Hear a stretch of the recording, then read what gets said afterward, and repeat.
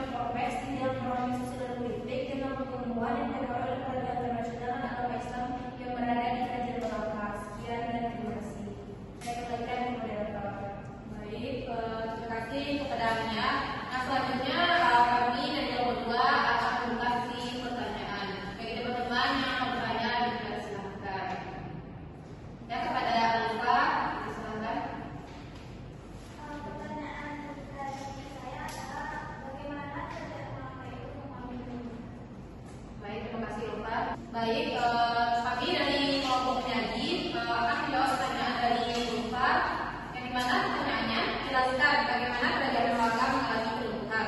Nah, di sini menjelaskan kerajaan Malaka mengalami kelumpuhan setelah kematian Sultan Mansur Shah pada para penerusnya tidak mampu mempertahankan kestabilan dan kemakmuran kerajaan.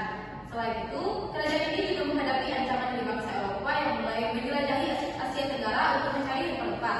Nah, selanjutnya pada tahun 1511, Portugis yang dipimpin oleh Alfonso de Albuquerque menyerang Malaka dengan armada besar dan akhirnya kalah dan jatuh ke tangan Portugis.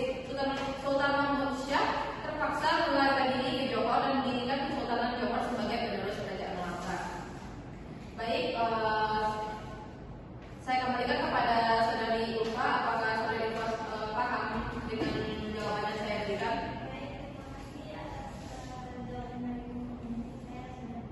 Baik, terima kasih Ulfa. Baik, dari pertanyaan kedua tadi, kami dari kelompok 2 pamit undur diri. Assalamualaikum warahmatullahi wabarakatuh.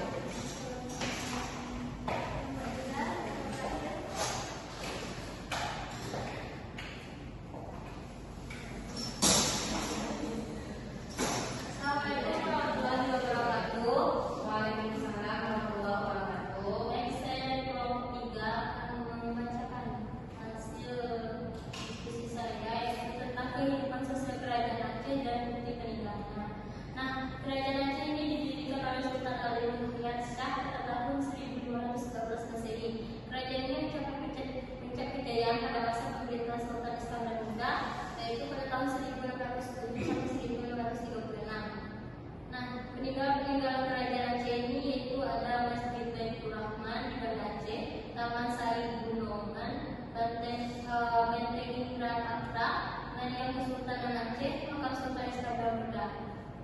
Dan peninggalan budayanya itu kerajaan Aceh meninggalkan warisan budaya yang berharga, termasuk karya-karya sastra seperti Hikayat Aceh berupa karya sastra.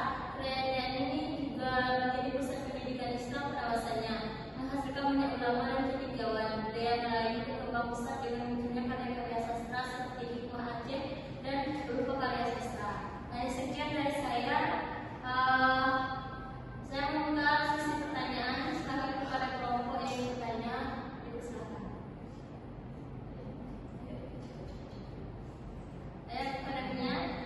Alhamdulillah, Assalamualaikum warahmatullahi wabarakatuh. Saya Miss Fitri dari kelompok 2 ingin bertanya kepada kelompok penyaji, yaitu siapakah tokoh yang paling sangat berpengaruh di dalam berdirinya kerajaan Aceh tersebut?